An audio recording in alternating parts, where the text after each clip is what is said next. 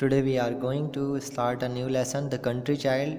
Before it we have already read second chapter, the lesson second, The Town Child.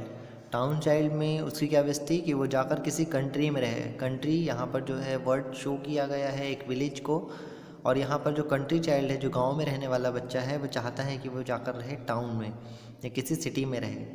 My home is a house near a would. मेरा जो घर है वो जंगल के पास में है. यहाँ आई एपिस्ट्रॉफी डी ये जो लिखा हुआ है इसका मीन्स होता है I would live in the street if I could. मैं चाहता हूँ कि मैं किसी स्ट्रीट में रहूं. वैसी इच्छा है कि वो किसी सिटी में रह कर रहे.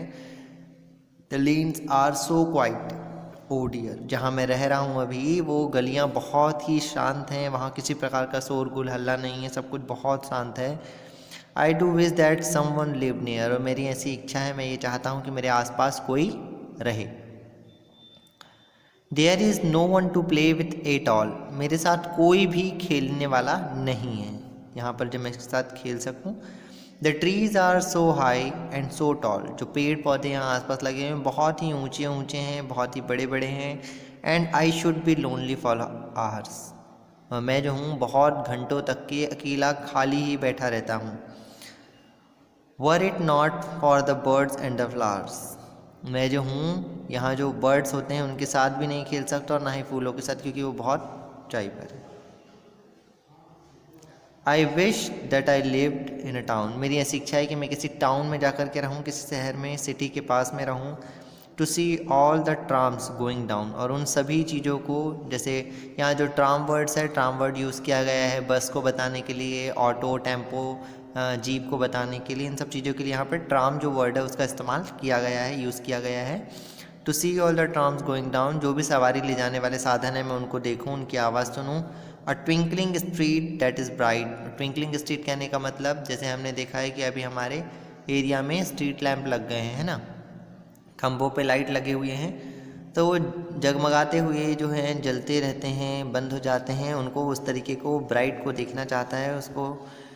With wonderful colours at night. क्योंकि अलग अलग कलर के जलते हैं, कहीं पर येलो कलर का जलता है, कहीं वाइट कलर के बल्ब्स होते हैं, कहीं पर एलईडीज़ लगी होती हैं. इस तरीके से जो है वो अलग अलग तरीके से उसको बहुत ही कलरफुल जो नाइट वाला सीन होता है उस ट्विंकलिंग स्ट्रीट को भी वह देखना चाहता है. यही उसकी डिज़ायर है.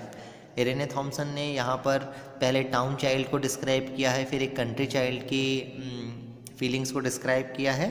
Finally we can understand that कि कैसे एक टाउन का बच्चा जो है वो टाउन में अनहैप्पी है और एक कंट्री चाइल्ड जो है कंट्री में अनहैप्पी है.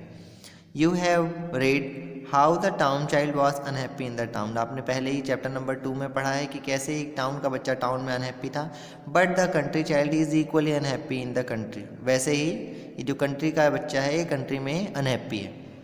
He feels lonely. वह अकेलापन महसूस कर रहा है. He has no one to play. उसके साथ में कोई भी नहीं है खेलने के लिए. ही wishes he lived in a town. उसकी ऐसी इच्छा है, वह चाहता है कि वो किसी टाउन में रहे. And could see the brightly lit. जो लाइट जो है कलरफुल जगमगाती होती है उसे देख सके.